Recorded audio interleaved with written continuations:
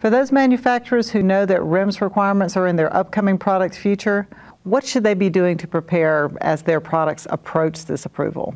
I think there's a lot of things they can be doing to prepare, certainly in the planning stages, even before they've submitted their new drug application.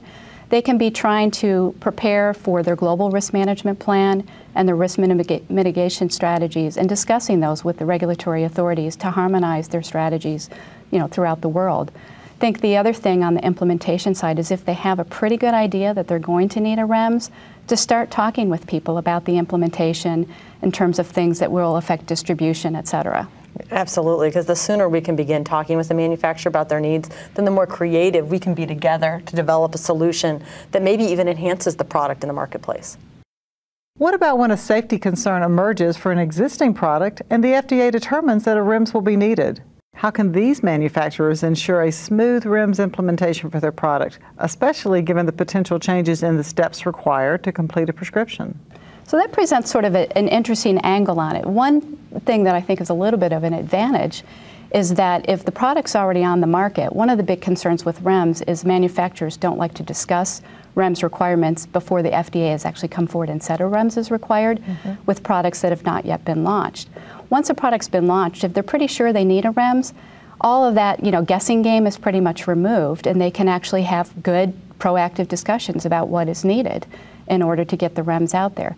I think the big challenge is the timeline, because once the FDA has determined that a REMS is required for a marketed product, there is a timeline for implementation. And again, I think that's where service providers can really make a difference, especially if you're working with an experienced provider that has the experience putting together the REMS hub and the restricted distribution, has the connections with the pharmacies, et cetera, can really help make that timeline feasible for implementation. Right. That's a very important point in terms of provider input. Providers have been concerned, they almost feel surprised by these REMS. So on a product that's on the market, that ability to have them be participative in that process and have it be a more open dialogue with more providers, I think helps kind of take that black box feeling away. What role does an issue like patient adherence and compliance play in this discussion? How can adherence programs integrate with well-designed REMS programs to create a differentiating point for a particular product?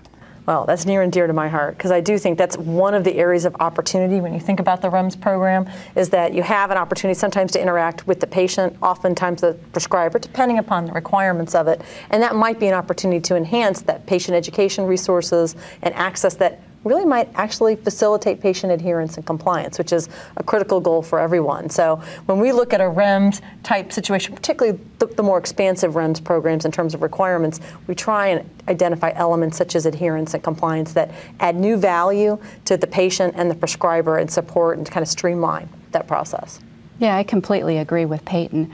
I think that patients, especially with some of the more complex chronic diseases, are their own best advocates. And so when there's elements to assure safe use, such as monitoring, laboratory, ongoing symptoms, things like that, patients are in a position where they can actually escalate to the providers and receive that assistance from the nurses that are reaching out to them to make sure that they're reminded to do that on a regular basis. Yeah, good point. It makes the REMS not sound so scary. Yep. So how do you expect payers and PBMs to react to upcoming REMS programs, especially those with the more complex ETASUs? How will REMS influence decisions around health plans' utilization management strategies? So it's interesting because we just conducted a survey with our MCN network over the weekend, and we particularly polled several of the payers on just these topics. What we learned is that although most of the payers are familiar, anywhere from a little bit familiar to very, very familiar with REMS, they are not seeing REMS, at least at this point, as something that's much on their radar. Most of the payers that we talked to said that they would not look at their prior authorization requirements and REMS with any types of modifications in their requirements for restricted distribution REMS. They also said that they probably wouldn't use products with REMS in any way to affect their formulary decision making. So it's sort of interesting. I think they're kind of taking a wait and see approach.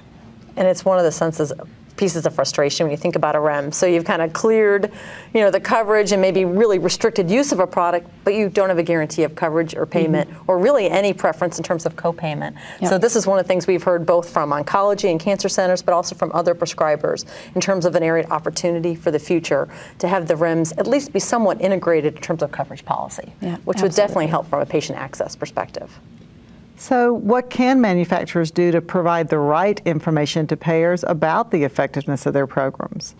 Well, I think there's two things. I mean, one, first of all, is to get that stakeholder feedback, especially when they're designing their REMS and looking at barriers to access for patients and sharing that information with the payers so that they can be in a better position to try to integrate and synergize some of those programs.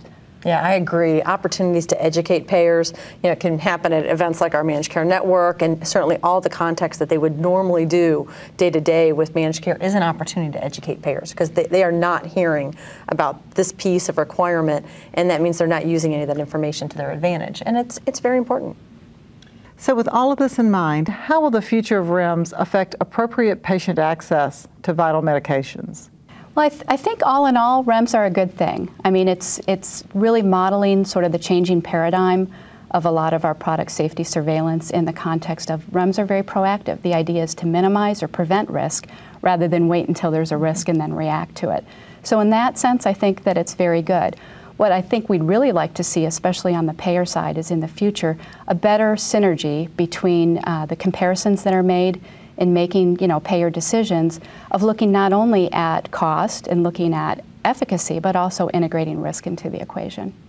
That's about all the time we have for today. Terri and Peyton, thank you so much for joining us. Thanks for having us. Thanks a lot, Gina. And thank you for joining us. We'll be back soon with an all-new episode. Until then, if it's on your mind, it's in the know.